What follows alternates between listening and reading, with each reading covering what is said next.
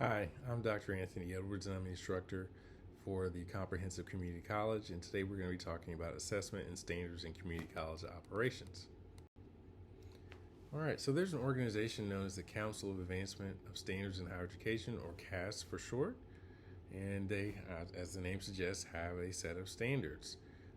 And so they essentially have standards around really a kind of 12 main areas, okay? And you can see them here, but there are things like organization and leadership, financial resources, law, governance, and policy, institutional and external relations, assessment and evaluations, mission, programs, access. So all of these things relate not just to universities, but community colleges as well, because there's a whole set of law, policy, and governance that relates to community colleges. In terms of the way they're structured, their financial resources are different in terms of the way that they're funded, because they do get a large share of their funding from local tax dollars. Um, in terms of the way they're organized, sometimes can be organized differently. Um, and in terms of access, typically most community colleges are open access, so they don't necessarily have the admission standards to be admitted to the community college like a university might, but they do sometimes have standards for specific programs. All right.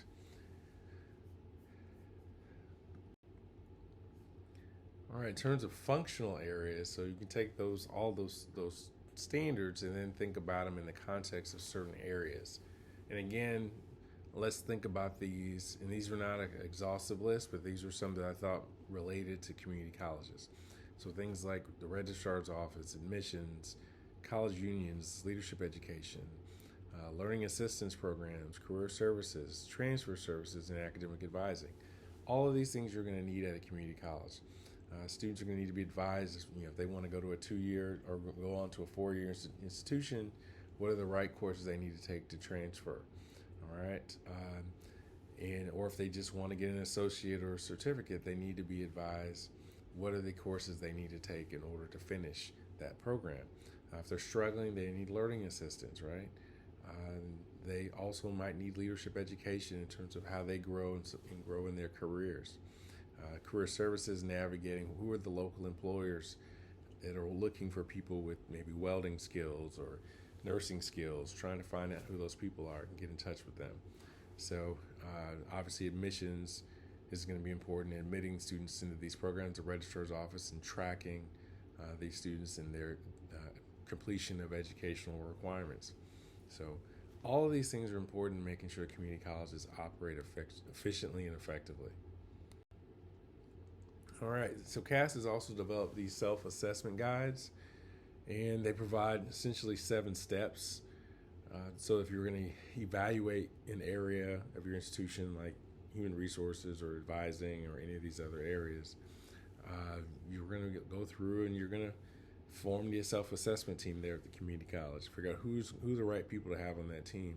Then you start your study. You start looking, examining the area and figuring out what's going on there. You're gathering evidence, summarizing that evidence, and then you're actually going to use the criterion measures that CAS has provided and evaluate your program based on those criterion measures. And you're going to give them ratings in those areas. And then you're going to compare that against the qualitative interpretations that you've kind of gathered over time. And you're going to see do the qualitative and the quantitative responses match each other? Because if they don't, there might be some gaps that you need to address. And then based on that, you can identify some areas of the community college that need to improve. And no place is perfect, so you're probably going to have a list of areas that need improvement, but you're going to have to then prioritize which areas are the ones that, as a leader, you're going to have to figure out which are the ones that are the biggest issue. And you think about, community colleges, universities, they have to create, these, quality enhancement plans, and so they can't tackle everything, but they have to find a focus. All right, and so if you're doing these right, you're aligning them with the quality enhancement plan, so you're not wasting effort. And then you're developing a plan of action that helps you address those challenges. Because, again, just identifying the problem isn't enough. You got to figure out what are you going to do about it. and then you got to evaluate how you're doing in addressing that.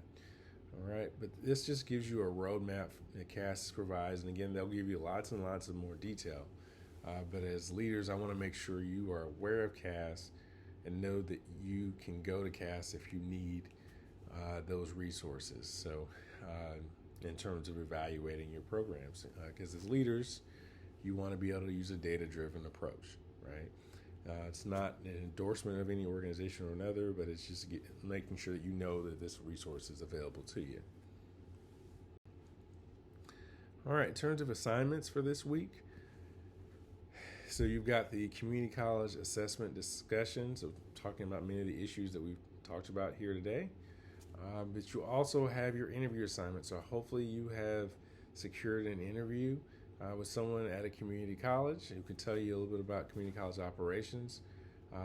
Ideally, this is someone who is related to your expert area. So it's really important because it helps you be able to use that information when you are moving through the course, and it helps to, I think, make the learning a little more meaningful when it relates to your topic.